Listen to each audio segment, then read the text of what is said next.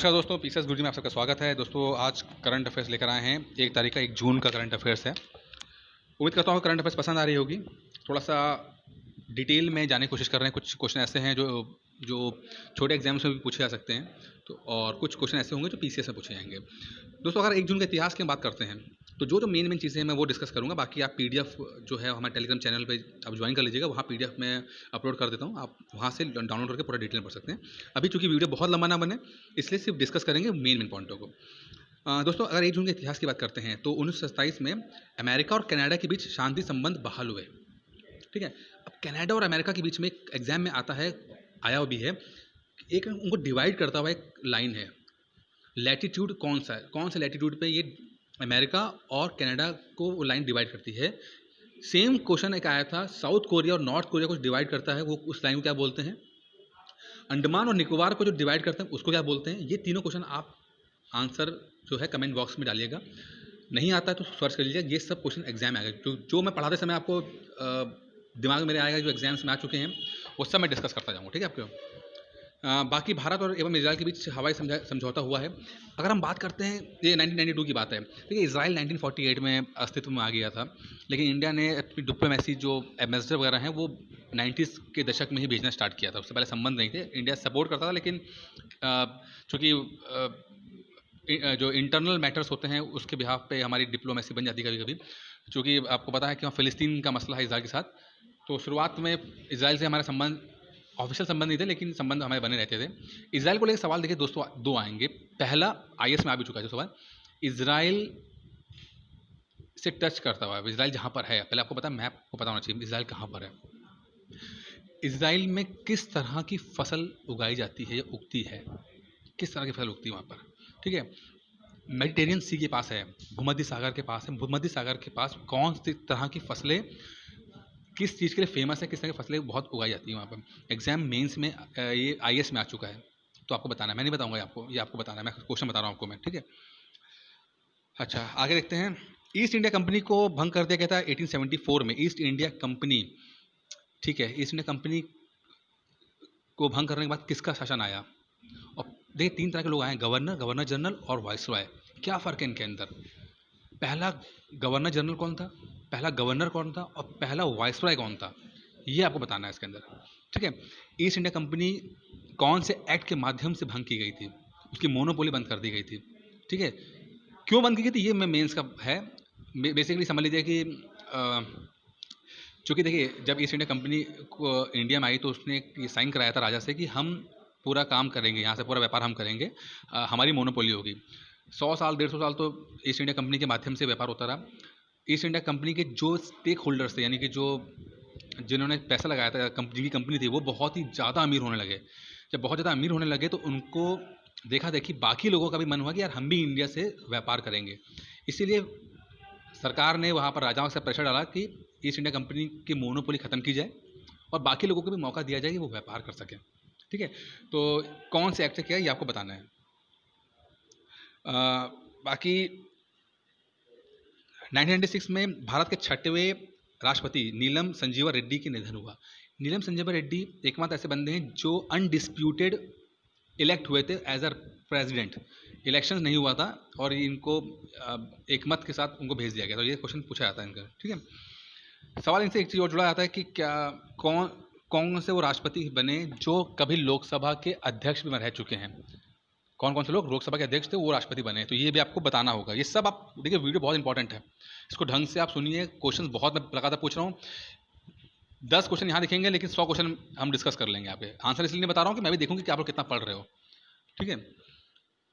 31 मई को विश्व तंबाकू निषेध दिवस होता है और प्रतिवर्ष 31 मई को, 31 मई की बात कर रहे हैं, प्रतिवर्ष 31 मई को विश्व स्वास्थ्य संगठन द्वारा विश्व तंबाकू निषेध दिवस मनाया जाता है। ठीक है। एंटी टैबैको डे कहते हैं 31 मई को। ये सवाल आ सकता है, मैच द फॉलोइंग टाइप के सवाल आते हैं। और डब्ल्यूएचओ ने 1987 में विश्व तंबाकू दिवस की पहला बनाना शुरू किया और हर साल काफ़ी लोग इसके अंदर मरते हैं। इस बार जो थीम है वो है युवाओं की सुरक्षा, प्रोटेक्टिंग यूथ। यूथ में बहुत ज़्यादा तंबाकू खाने का कल्चर चल रहा है, तो इसके लिए आज इस वर्ष की थीम बनाई गई है और ये बहुत इंपॉर्टेंट भी है, हर साल थीम पूछी जाती है, ठीक है। तो प्रोटेक्टिंग यूथ है और ये अमूमन 15 से 24 साल के बीच जो लोग होते हैं वो देखा गया 17% से ज़्यादा लोग जो युवा हैं वो धूम्रपान सिगरेट वगैरह पीना पसंद करते हैं, पीते भी हैं, ठीक है। जो इस बार देखा भी गया है जो लोग सिगरेट पीते हैं कोरोना वायरस कैजुअलिटी में उनका नंबर बहुत ज़्यादा आया है, बहुत लोग मरे हैं। क्योंकि अब ये बताना है कि अच्छा जो लोग सिगरेट ज़्यादा पीते हैं तो उनकी डेथ ज़्यादा क्यों हुई है कोरोना वायरस में, अब ये बताइएगा मुझे, ठीक है। छत्तीसगढ़ के पहले मुख्यमंत्री अजीत जोगी का निधन हो चुका है, खैर इंपॉर्टेंट नहीं है, इतना समझ लीजिए कि ये पूर्व मुख्यमंत्री रह चुके थे, पहले पूर्व आईएएस थे, डीएम थे, बाद में ये पॉलिटिक्स में आए और ये छत्तीसगढ़ के मुख्यमंत्री भी रहे, ठीक है, पहले मुख्यमंत्री थे। 29 मई की बात करते हैं। अंतर्राष्ट्रीय संयुक्त राष्ट्र शांति सैनिक दिवस है, अंतर्राष्ट्रीय international United nation peace keeping force है, ठीक है। क्या होता है ये शांति सैनिक, कौन होते हैं? देखिए यूनाइटेड नेशन जो है वो संयुक्त राष्ट्र, ये क्या बोलता है कि इसका जो काम है वो पूरी दुनिया में शांति स्थापित करना है। मान लीजिए दो कंट्रीज़ आपस में लड़ रही हैं या किसी जगह पर आपका युद्ध चल रहा है, गृह युद्ध चल रहा है। अब वहाँ पर क्या होता है, देखिए दो देश लड़ रहे हैं वो तो चलो ठीक है, गृह युद्ध चल रहा है वो भी चलो ठीक है मान लिया, लेकिन अब इसमें क्या होता है जो इनोसेंट लोग होते हैं, जो आम जनता होती है जिसको कोई पॉलिटिक्स से मतलब नहीं होता, वो लोग पिसते हैं। इसमें औरतें हैं, बच्चे हैं, सब बहुत बुरी तरह से उनको बहुत दिक्कत आती है। तो अब इनको भी तो देखना है ना, ऐसा ना हो कि पॉलिटिक्स सत्ता की लड़ाई में बेचारे ये लोग मर जाएं। तो पीस कीपिंग फोर्सेस क्या करती हैं, ये वहाँ जाके स्टेटस को मेंटेन करती है। मैं स्टेटस को का मतलब होता है कि जो चल रहा है उसको चलो, और एक तरह से कंट्रोल करती है कि फालतू में जो युद्ध के चक्कर में लोग जो हैं आम लोग हैं उनको दिक्कत ना आए, तो उनको एक रेस्क्यू करना, उनका प्रोटेक्शन देना, अच्छा ये सब काम होता है। यूनाइटेड नेशंस की जो पीस कीपिंग फोर्स के बारे में ये भी है कि ज़्यादा ये खतरनाक हथियार नहीं यूज़ करते हैं। अमूमन ये लोग बस एक तरह से आम लोगों को बचाने में और थोड़ा सा चीज़ों को बैलेंस, ये युद्ध नहीं लड़ते हैं, बस जो आम लोग हैं उनकी रक्षा करने के लिए पहल करते हैं। ये जो सैनिक होते हैं ये यूनाइटेड नेशंस के पेरोल पे नहीं होते हैं, ये हर साल जो अलग अलग कंट्रीज़ हैं जैसे कि इंडिया हो गया, चाइना हो गया, ये सब लोग कंट्रीज़ अपने अपने सैनिक देती है। इंडिया नंबर 1 है इस मामले में, सबसे ज़्यादा सैनिक इंडिया प्रोवाइड करता है। कुछ कंट्रीज़ ऐसे हैं जो पैसा प्रोवाइड करते हैं, कुछ कंट्रीज़ ऐसे हैं जो सैनिक प्रोवाइड करते हैं। इंडिया सैनिक प्रोवाइड करता है। विवाद अब क्या चल रहा है वहाँ पर कि जो अफ्रीका में खास करके बात कर रहा हूँ मैं, कि अफ्रीका के मसले पर कौन ज़्यादा डिस्कस करेगा, किसकी चलेगी, जो लोग सैनिक प्रोवाइड कर रहे हैं उनकी चलेगी या जो लोग पैसे प्रोवाइड कर रहे हैं उनकी चलेगी। तो ये बड़ा विवाद का विषय है, लेकिन आप याद कर लीजिएगा 29 मई को संयुक्त राष्ट्र शांति सैनिक दिवस मनाया गया था, ठीक है। इस तरह की थीम जो है वो है आपका इस तरह की थीम में इस वर्ष की थीम महिलाओं शांति सुरक्षा पर संयुक्त राष्ट्र सुरक्षा परिषद की प्रस्ताव 1325 को अपनाने के लिए 20 संगठन संबंधित से लिखा, ये ऊपर है पीस कीपिंग फोर्स, ठीक है, मैं वो ढूंढ रहा था। मैं पीस कीपिंग में महिलाएं शांति की कुंजी, पीस कीपिंग में महिलाएं शांति की कुंजी, ये है इसकी थीम। ये थीम याद कर लीजिए, बहुत इंपॉर्टेंट है ये। आज का सामान्य ज्ञान क्या है, इंकलाब जिंदाबाद का नारा किसने दिया था, बहुत इंपॉर्टेंट है। इंकलाब जिंदाबाद का नारा दिया था भगत सिंह ने, लेकिन भगत सिंह ने ये एक पोयम थी इकबाल की, वहाँ से ये पंक्तियाँ ली थी, इंकलाब जिंदाबाद, ठीक है। तो लिखा किसने किया था, सवाल देखिए आया हुआ है इसलिए बोल रहा हूँ, लिखा था इकबाल ने, लेकिन उसको नारे के रूप में किस पर किया, वो इंकलाब जिंदाबाद है, ठीक है। जलियांवाला बाग हत्याकांड कब और कहाँ हुआ, चलो ये तो पता है, क्यों हुआ ये पता है, मुझे ये बताना है कि क्यों हुआ जलियांवाला बाग हत्याकांड, क्यों हुआ। 1919 में बैसाखी के दिन आपका ये अमृतसर में स्वर्ण मंदिर के बगल में एक जलियांवाला बाग है, वहाँ पर लोगों को मार दिया जाता है। एक मीटिंग कर रहे थे और जनरल डायर वहाँ आते हैं, और मैं तो गया भी हूँ, देखा भी मैंने पर्सनली, मैंने वहाँ पे विजिट किया हुआ है। एक छोटा सा रास्ता है बस उस पार्क से बाहर निकलने का, और वहाँ पर खड़े हो गए सैनिक और उन्होंने फिर मीटिंग कर रहे, शांति से मीटिंग कर रहे थे, कुछ नहीं ज़्यादा कुछ बवाल नहीं था वहाँ पे। उन पर एक गोली फायर कर दी जाती है और बहुत सारे लोग मरते हैं। लोगों ने कुएँ में कूद गए थे अपनी जान बचाने के लिए, लेकिन कुएँ में इतने लोग कूद गए कि कुआँ भर गया लोगों की लाशों से। तो आपको ये बताना है फिलहाल कि जलियांवाला बाग का क्या कारण था कि ये हुआ, क्या आपको बताना है, ये बहुत इंपॉर्टेंट एग्जाम में आ चुका है ये, ठीक है। इससे जुड़ा भी है कि जलियांवाला बाग के बाद क्या क्या हुआ, किसने किसने इस्तीफा दिया, क्या गांधी जी की प्रतिक्रिया क्या थी, ये सब आपको याद करना है। आपको पंजाब कैसे किसे आता है, लाला लाजपत राय को, जो बहुत बड़े नेता हैं पंजाब के, उनको पंजाब केसरी कहा जाता है। वैसे पंजाब केसरी एक अखबार का नाम भी है। सॉन्डर्स की हत्या किसने की, सॉन्डर्स की हत्या भगत सिंह ने की थी। देखिए साइमन कमीशन हिंदुस्तान आ रहा था 1927 की बात है, और साइमन कमीशन को ये फायदा करना था कि जो 1919 में जो चेम्सफोर्ड मॉन्टेग्यू जो एक्ट है उसको रिव्यू करना था उनको, कि जो उन्होंने एक एडमिनिस्ट्रेशन या तैयार किया है उसमें क्या सुधार हो सकते हैं, क्या हो सकता है, तो उस पर एक उनको अपनी रिपोर्ट देनी थी। पहले से डिसाइड था कि 1919 में होगा, और 10 साल बाद 1929 में हम कमीशन के माध्यम से इसको रिव्यू करेंगे कि ये जो हमने तरीका बनाया गया है कि इलेक्शंस होंगे और ये होगा वो होगा, क्या सही है। लेकिन चूंकि लेबर्स पार्टी का आने का संभावना ज़्यादा बढ़ गई थी ब्रिटेन में, तो ब्रिटेन के जो रूढ़िवादी लोग होते हैं उनको डर था कि ऐसा ना हो कि लेबर पार्टी लोग इंडिया में आए, अपनी जो ब्रिटेन में आए सत्ता हासिल करें और इंडिया को बहुत ज़्यादा कंसेशन दे दें या देश को आज़ाद कर दें। तो उन्होंने पहले ही से ही 2 साल पहले ही 1927 में ही एक कमीशन बनाया जिसको हमने साइमन कमीशन कहते हैं। साइमन कमीशन में जो चेयरमैन थे साइमन थे, बाकी सारे लोग जो थे वो अंग्रेज़ थे। इंडियंस को ये था कि अगर आप हमारा भविष्य का फैसला करना चाहते हो तो कम से कम कुछ लोग तो हिंदुस्तानी रखो जो कि ढंग से समझ पाएँ इस मैटर को, हमारा और अपना पॉइंट ऑफ व्यू भी रख पाएँ। लेकिन बात नहीं मानी गई और उसके चक्कर में साइमन कमीशन के खिलाफ गो साइमन के नारे लगे। ठीक है, इसी में लाला लाजपत राय एक जगह पर प्रदर्शन कर रहे थे और वहाँ पर पुलिस ने लाठीचार्ज कर दिया और चोट लग जाती है लाला लाजपत राय को और उनकी डेथ हो जाती है। लाला लाजपत राय की डेथ का बदला लेने के लिए भगत सिंह, जिसने ऑर्डर दिया था सॉन्डर्स, उसको मार देता है और भगत सिंह को बाद में इसी केस के लिए फांसी लगती है। तो सॉन्डर्स मर्डर केस के चक्कर में उसको फांसी लगती है, ना कि असेंबली में बम फेंकने के लिए। असेंबली बम में कुछ ज़्यादा नुकसान नहीं हुआ था, ठीक है, उस खाली आवाज़ किया गया था, लेकिन मर्डर केस में, सॉन्डर्स मर्डर केस में उनको फांसी मिलती है। भारत की पहली महिला राज्यपाल कौन है? वो सरोजिनी नायडू उत्तर प्रदेश की हैं। ठीक है, उनको कोकिला भी कहा जाता है। ठीक है, माउंट एवरेस्ट पे 2 बार चढ़ने वाले लोग में से संतोष यादव जो नंबर 1 हैं, वो सबसे पहले जो इंडिया की तरफ से चढ़ी 2 बार एवरेस्ट चढ़ चुकी हैं। ठीक है, ब्रह्मो समाज की स्थापना किसने की? ब्रह्मो समाज की स्थापना जो है वो राजा राम मोहन रॉय ने की है। इनका नाम राम मोहन नाम था। राजा और रॉय दोनों जो है राव जो दोनों हैं वो है आपका पदवी हैं।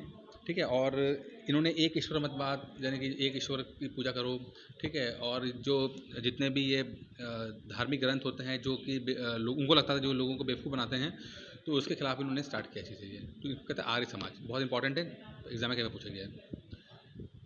वायुसेना के किस स्वदेशी हल्के लड़ाकू विमान के दूसरे स्क्वाड्रन का शुभारंभ किया गया है? दूसरा स्क्वाड्रन, यानी कि एक स्क्वाड्रन आ चुका है, इसमें कुछ जहाज होंगे, दूसरा स्क्वाड्रन किया गया, और ये जो किया गया हल्के लड़ाकू विमान, इसका नाम है तेजस। तेजस हल्का लड़ाकू विमान है। भीष्म जो है वो भीष्म जो एंटी टैंक मिसाइल है और एंटी टैंक है। अस्त्र और चिनाक भी जो है वो आपका, पिनाका भी जो है, अस्त्र पिनाका, ये भी आपके मिसाइल हैं। किसके द्वारा नया कॉलिंग ऐप कैचअप जारी किया गया? कैचअप का मालिक कौन है? एक ऐप है जिसमें एक टाइम पे 8 लोगों तक जो है लोग बात कर सकते हैं। इसको फेसबुक ने लॉन्च किया, इसका नाम है कैचअप।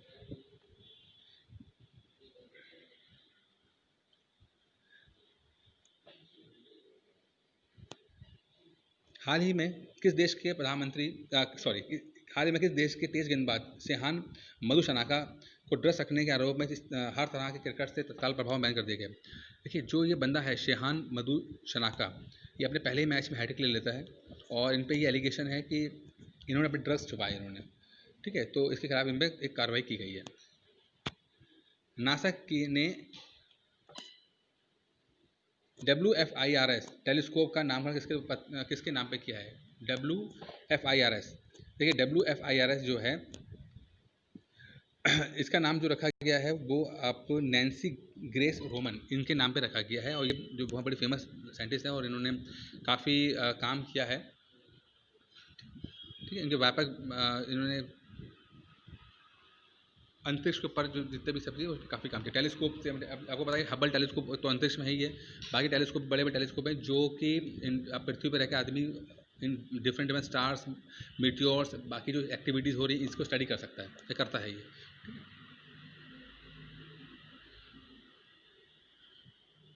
किस लेखक ने द